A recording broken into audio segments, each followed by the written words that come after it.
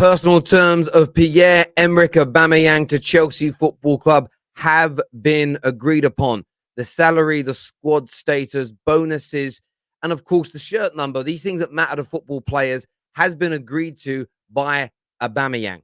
There is still some work to be done to get a total agreement across all parties, but a done deal is feeling imminent, between the two football clubs, with personal terms now no problem. Chelsea Football Club are still working with Barcelona to get this deal over the line and done and dusted, but it is looking positive indeed.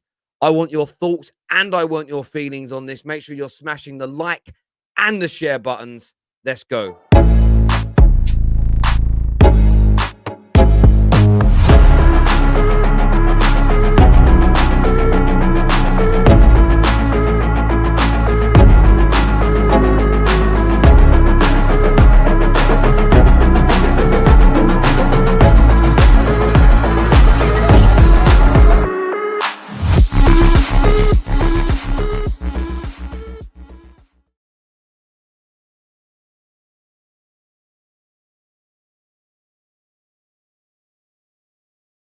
Fabrizio Romano here, providing an Aubameyang update, stating that a meeting has been held with Chelsea on Thursday night. It was very positive. Personal terms won't be an issue. Chelsea and Aubameyang's camps are on the same page about the contract. It is now time for talks with Barca. 30 million euro price tag considered too high as it stands right now. This news was echoed by Sport that said that Chelsea were willing to pay 30 million to Barca. He is very close to joining. So the 30 million mark is what's been echoed, but slightly different stories coming out of Spain, coming from the continent in relation to that deal. My understanding was Chelsea were trying to drive that price down a little bit more. The Spanish outlet saying that it's looking like that's what it could be. We've also heard from Simon Phillips, who stated confidence is high. Aubameyang to Chelsea will get done. Terms broadly agreed yesterday. And this is very much what a lot of us had heard. Fabrizio, of course, confirming it and letting the world know that the other rumors were true. But Aubameyang is happy with the terms. And whether you want to say personal terms won't be problematic, personal terms have been broadly agreed, personal terms will be no problem, or my favorite phrase, which is personal terms have been agreed upon, it doesn't matter. Pierre-Emerick Aubameyang is happy to become a Chelsea football player. Pierre-Emerick Aubameyang is happy to join Chelsea Football Club. All that remains is an adequate and suitable deal for both Barcelona and Chelsea Football Club to be agreed to. Whether it's as high as 30 million euros or Chelsea get it down, I don't think it's going to make much difference to the end result of this deal. It is believed highly amongst all camps now, all three camps involved, that the deal will get done and will get over the line. And the reason which I say I don't think it matters too much as to whether or not these rumors are true is when you look at the situation surrounding the future of Chelsea.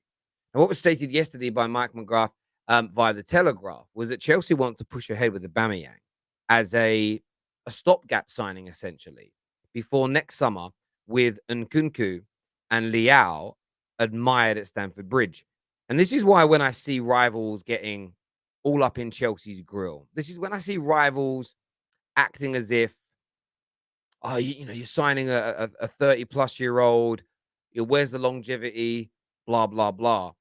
I think we're becoming a little bit sidetracked as football fans, or we're almost losing our understanding of deals. We're almost losing our understanding of how the transfer market works in many ways, because you don't always sign your number one targets.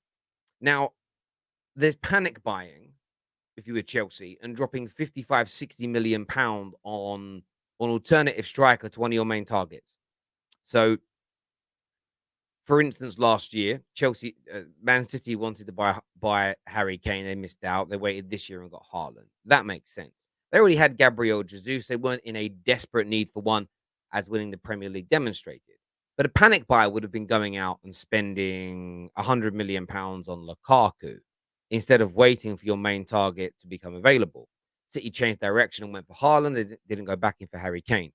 The worst thing that Chelsea Football Club could do this summer is drop 50, 60, 70 million pounds on a strike to a degree like Spurs have done. And Spurs aren't panicking because they don't need the position, but they've dropped 60 million pounds on Richarlison. For the next 3 years, 2 to 3 years, Aubameyang will do more for Chelsea than Richarlison does for Tottenham, and it'll be more than it'll be a third of the price. Yes, he's a lot older, but it'll still deliver more. The deal will probably come in around 22 to 23 million pounds. For the next couple of years, that is a steal. It's an absolute steal. It's a goal scorer. It's somebody to lead your line until your main targets become available, or you've been able to scout them a little bit longer to make sure they're the right individuals for you. I feel this is a fantastic piece of business from a soft facts point of view. Tuchel and Aubameyang know each other well. There isn't going to be any kind of clashes there. I don't think there's going to be any problems there.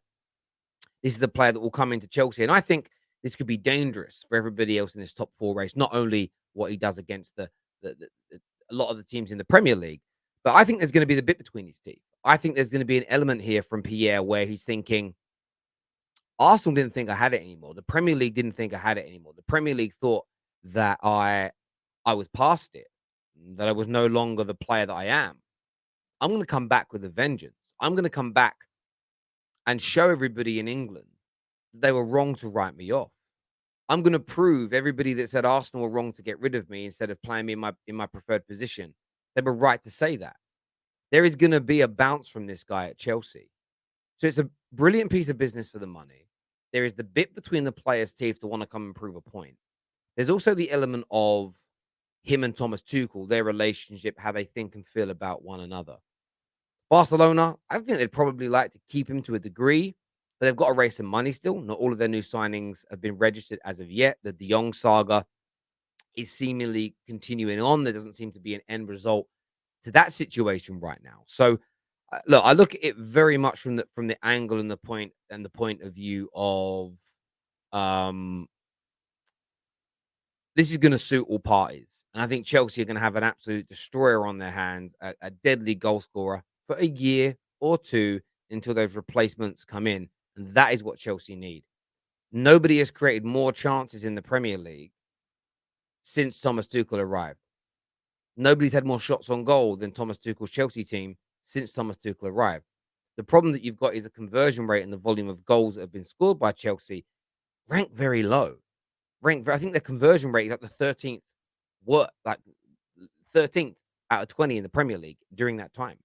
It really isn't good enough. So, look, I think that this is a good piece of business. I think it represents good value for money. And when you add it to the other players that Chelsea are looking at and focusing on, it makes sense. Now, then they will then turn their attention, of course, back over to Fofana once this is done. Fofana, it may take a bit as high as 80 to 85 million pound to get it over the line. And then there will be that final push for a midfielder. Chelsea have got the money. Chelsea are willing to spend it. Chelsea are willing to invest. Everybody knows my Premier League predictions. And if you actually watch my shows properly, you would know that I do think Arsenal are going to have a very, very, very good season this year. And I'm not going to yield from that. I'm not going to change my mind on it. However, if these signings are all pulled off by Chelsea between now and the closing of this window, they become my call for third place. Because if they strengthen the defense further, make the midfield stronger, and add a deadly, potent goal scorer, they will just have too much depth. And then when you factor in the quality of manager for Arsenal to finish in front of, that doesn't mean I think Arsenal are going to be any worse than I've already suggested. I think Arsenal are going to have a brilliant season. I think Arsenal are going to be dangerous. I think Arsenal are going to take points off a lot more teams than people maybe expect them to. So continue to watch out for Arsenal Football Club. They are no mugs, and they are going to be very, very dangerous in this league. But Chelsea and the new owners are seriously getting behind the new manager. They're backing him in the exact right way. They're giving him exactly what he needs on the football pitch. And Chelsea Football Club backing a manager is almost a new thing. It's a little bit kind of unheard of in many ways. So I'm really intrigued to see how this pans out, the direction this goes in, and the impact the player has upon the football club. To reiterate the news, as you can see from Fabrizio Romano, very positive talks. Chelsea and Aubameyang's camp are on the same page over the contact, and personal terms will be no issue. It's now time to talk. 30 million euros is seen as too high. The Spanish outlets are reporting that 30 million euros is what Chelsea are willing to pay. The brilliant Simon Phillips has confirmed that terms have been broadly agreed. But the most important thing for Chelsea fans to focus on is this isn't the end.